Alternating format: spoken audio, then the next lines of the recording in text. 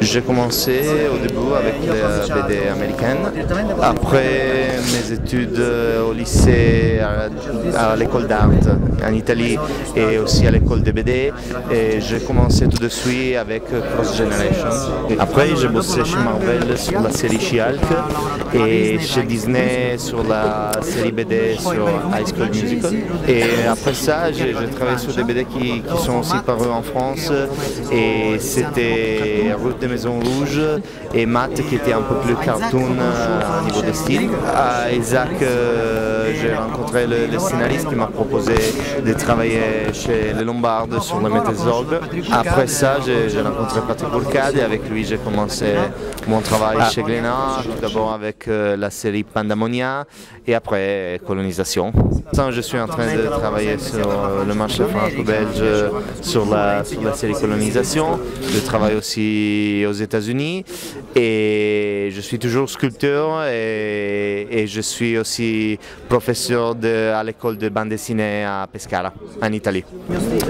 Et au début, mon style était très ce qu'on appelle en Italie Euromanga, donc à la Barbucci et aussi Claire Wendling, mais je pouvais aussi dessiner avec le style plus comics américain, et petit à petit j'ai travaillé avec les deux styles en faisant un style unique qui est beaucoup plus réaliste qu'avant, et j'ai rajouté les noirs dans mon dessin et ça m'a beaucoup aidé aussi au niveau du réalisme. Normalement, j'utilise la ligne claire, plus claire pour les comédies sexy que j'ai fait avant. Ah bon, questo non l'ho capito. Si je bien rappelle, Denis Pierre avait demandé à Pierre Frigo, un ami à moi, s'il connaissait un dessinateur qui pouvait travailler avec la création d'un univers narratif science-fiction.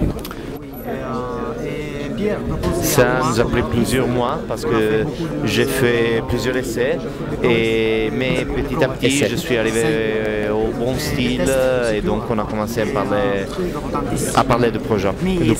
Moi j'aime beaucoup la science-fiction, mais j'avais jamais travaillé comme ça, et donc c'était ma première fois, et donc ça a pris du temps au début. C'est l'éditeur qui m'a demandé il m'a obligé à faire beaucoup de détails, à travailler beaucoup sur les décors, etc. J'ai commencé en regardant et étudiant aussi l'art concept art pour les films et pour les jeux vidéo.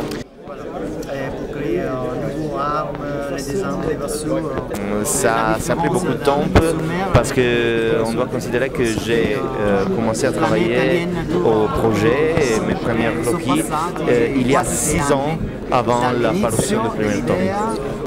C'est environ le même temps de réalisation d'une Star Wars.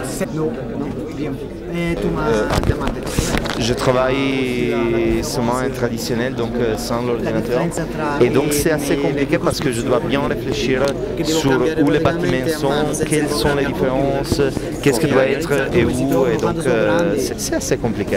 C'est l'éditeur qui m'a demandé et proposé de travailler surtout avec des gros plans, avec une idée d'espace, et c'était bizarre pour moi parce que j'étais habitué avec les Américains, et donc c'était tous des plans moyennes, des gros visages, là où pour faire fonctionner cette histoire-là, c'était mieux faire comme ça, et donc j'ai fait. Pour dessiner ça, j'utilise un crayon très très fin, et c'est 0.3, et parce que les personnages sont toujours si petits que c'est compliqué de le voir. Mon dernier travail aux États-Unis, c'était un album pour Call of Duty, et j'ai terminé un mois avant ma deadline, et ça c'est parce que c'était beaucoup plus simple et rapide de ce genre de travail.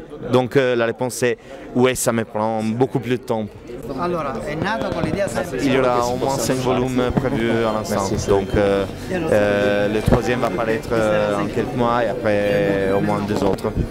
Tout d'abord, considérez qu'on parle des années 90, c'était Claudio Castellini et j'ai beaucoup étudié son travail, surtout sur le marché américain, pour voir comment dessiner les anatomies, etc.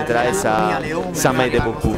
Et après ça, Buscema, Olivier Coipel, Imonen et presque beaucoup de dessinateurs américains d'aujourd'hui qui sont célèbres aujourd'hui. À niveau de BD franco-belge, j'adore Casgrain, Olivier Bertin et en général tous les dessinateurs qui sont très cartoon à niveau de style et aussi très expressifs. Après ça, je dois avouer, je vais regarder plein d'albums parce que je suis toujours curieux de découvrir de nouveaux styles, nouvelles choses et donc je découvre petit à petit toujours plus.